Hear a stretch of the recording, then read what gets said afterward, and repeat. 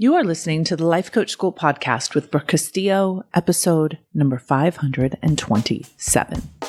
Welcome to the Life Coach School podcast, where it's all about real clients, real problems, and real coaching.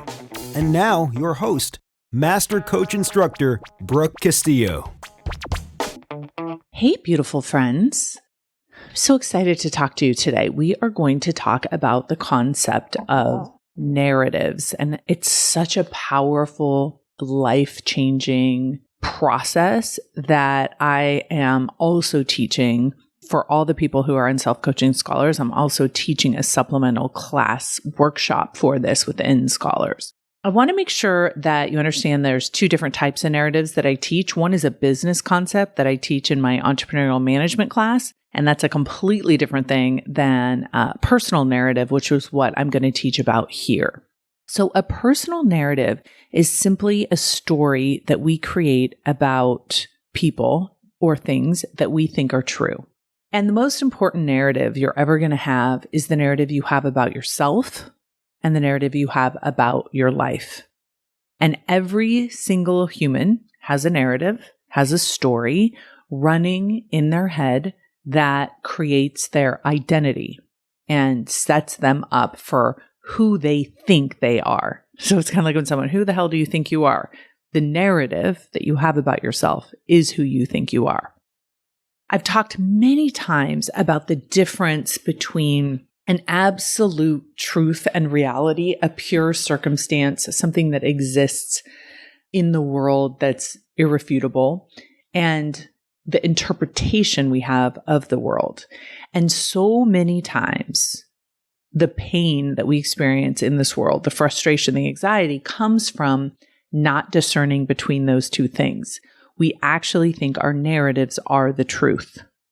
We think our narratives about other people are actually absolute truths, and we think our narratives about ourselves are absolute truths, and they're not. And in fact, many times those narratives, because they're unconsciously created, seem like we're just making observations when really we're just spinning stories, delusional stories about ourselves. When I start teaching these concepts to people and I start telling people, like, you can change the way you think about yourself, you can change the narrative you have about yourself, you can change the way you see your life, a lot of people will say, oh, that's when you're being delusional.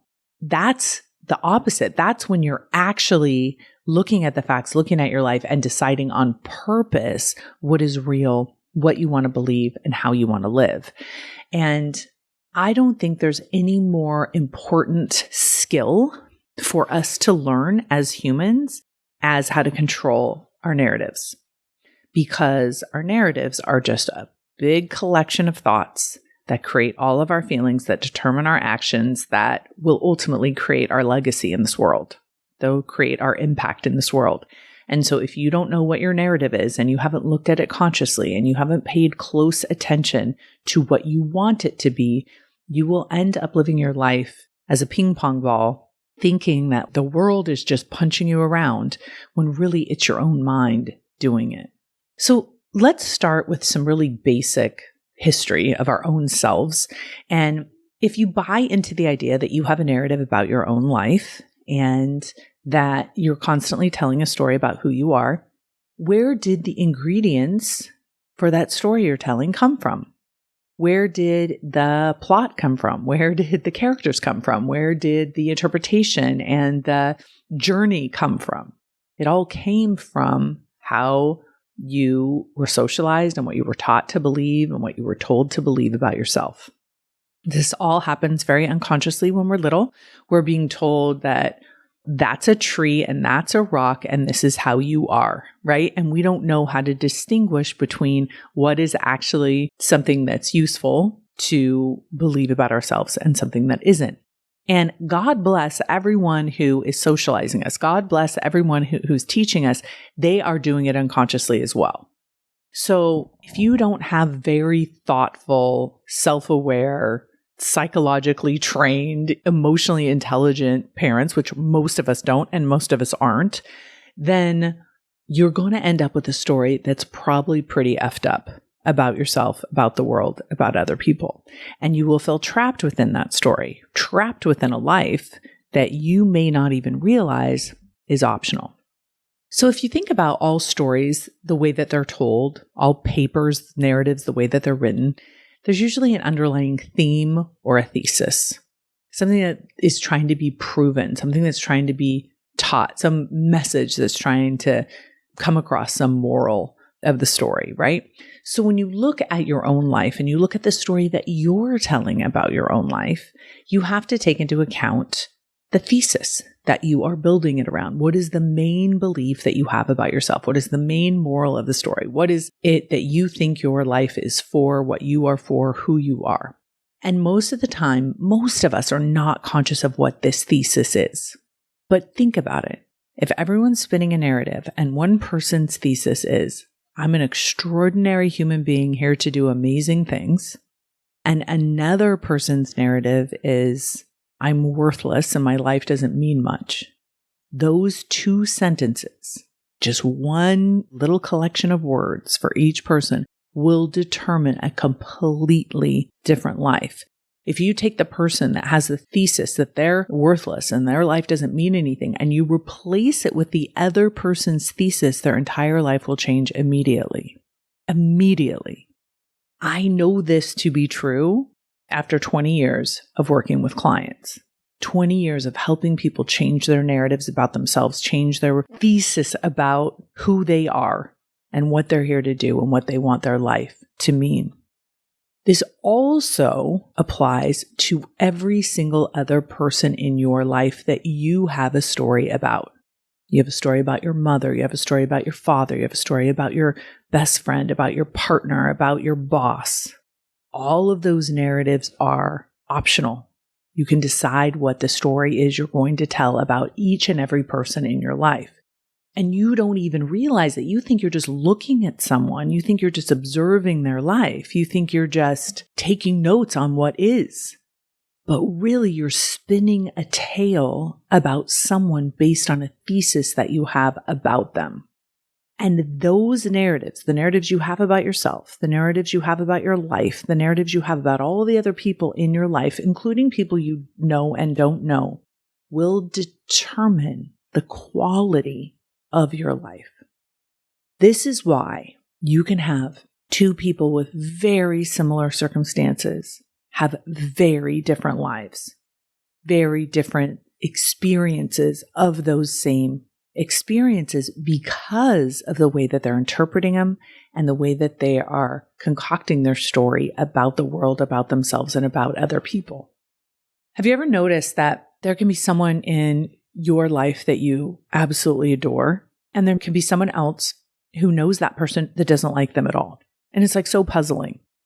For me, this has happened recently with a friend of mine who told me that someone had come up to her and told her that she was unkind and said, you're not a kind person. And when she told me this, I was literally laughing hysterically. I was like, what? You're literally one of the kindest people I've ever met in my life. And everyone around you knows it. I can't believe that someone would ever say that to you. Now, who's right? We both have different narratives about this friend of mine, but who's right? Am I right? Or is the person who is saying she's unkind right? We're defining her as a person. They didn't say that thing that you did was unkind. They said you're unkind as a person. And so if you have a thesis about someone that they're unkind, you will try and prove that thesis true. And you will look for all the areas where they are unkind. And you will look for all the examples that can be interpreted as unkind to prove that thesis. And you won't even realize that you're doing it. You will constantly be confirming your own bias that someone is unkind, or the other way, that someone is kind.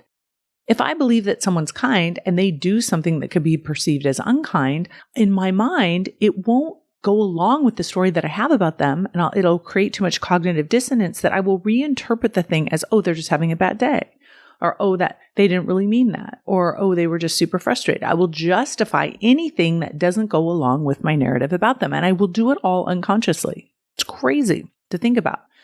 So you can see this really clearly in politics, this all or nothing thinking in politics, like all good, all bad. And it's because of our cognitive bias to want to interpret things in a certain way. So one of the first steps, I think, to kind of understanding storytelling and narratives about ourselves, about other people, and about our lives is to understand that any narrative that is black or white, that is all one or all the other, is probably not serving you, right? It's probably completely off base and it's not serving you, because most people in this world are a perfect combination of both, right? We're a perfect combination of positive and negative. We do a lot of great things and a lot of things that suck, right? And the most interesting stories, the most interesting people are the ones that embrace their entire humanity, the part of them that is good, the part of them that is amazing, and also the part of them that isn't. And one of the most powerful things I've ever done through my work with clients is to help them embrace that life is 50-50. And that is a new narrative that many of them have decided to adopt. And it has changed their life completely. Because instead of constantly comparing their current life to a life that is quote unquote supposed to be happy and positive all of the time, which makes them feel terrible, they've been able to look at their life through a lens of, oh, life is supposed to be a balance of both. And when something negative happens, it doesn't mean that something's gone terribly wrong in the world. It's just the way of it. It's part of what it means to be alive. And that's the same that's true with you as a human. You are a combination of extraordinary things and a combination of very boring, silly, mundane things. You're so smart in so many areas and so dumb in others. You're so kind in some ways and actually kind of mean in others. And I really haven't met an exception to this rule. I've met people that try to be perfect, and in the trying to be perfect, they end up being very imperfect. And that's the beauty of it. The beauty is the balance of all of it. So what do you do with this information, knowing about these stories, these narratives that you're creating, that's creating the whole cinema that is your life, and that you have so much more control over it than you ever possibly knew that you did? You're not just a pawn in someone else's game trying to figure out how the world works. You're actually the main character in your own story, and you are the one writing it. This is fantastic news. And so I warn you about the 50-50 thing, because a lot of times when people realize this power that they have in order to create the story of their own life and to create the story of the people that are in their lives, they want to spin some toxic positive story about how great they are and how great everyone else is and how happy everyone is all the time. And it's this sticky, sweet, hard to swallow BS that actually is very boring and uninteresting. And so when you start approaching kind of uncovering what your narrative is, what most of you may find is that you say a lot of things and create a lot of things in your mind that just aren't useful, that are pretty negative and create a layer of negativity that isn't interesting. There's enough negativity in the world, enough negativity in our lives, enough balance of positive and negative that we don't need to be creating up stories that we're worthless. We don't need to be creating up stories that we're not good enough, that we're not talented enough, that we've wasted our lives, that we've made too many mistakes. It's just not useful. You don't have to try to create that part of it. It will happen naturally by the way of living in this very challenging world. That is a challenged world on purpose. That's the point of the human being. We have to know what we don't want. We have to have the contrast in order to know what we do want. So the first step is really to evaluate the story that you currently have about the other people in your life, about yourself. And I recommend that you do this just with a paragraph. We're going to be doing a workshop in Scholars on this, but you just do a paragraph about yourself. What is the main thesis you have about yourself as a human? And what is the summary of yourself? And then what is the main thesis you have about life and your life in particular? And what is the summary of that? And then the main characters in your life. What is your story about them? And a lot of times when you go through and do this work, you realize why you feel awful all the time. Stories are negative. Stories are hurtful. Stories are not useful to living a life that may be much better if you just told a different narrative about yourself and about the people around you. And once you've done that, once you've kind of uncovered that, then you want to kind of decide and take some time to think about it. What is the story that you want to tell about yourself? And here are the components of what that story must include. It must be truthful to you. You can't make up a story about yourself that you don't believe, because you will not feel that story. And if you won't feel it, you won't act on it. It won't make any sense. right? You can't BS your own self. So you want to create a story that is based on what you believe are facts about you. And one of the ways to do this is, yes, make a list of all the things that are negative, but also make a list of the things that are positive. So it'll be very difficult for some of you to really take a look at what you have that is of redeeming heroic value in your life.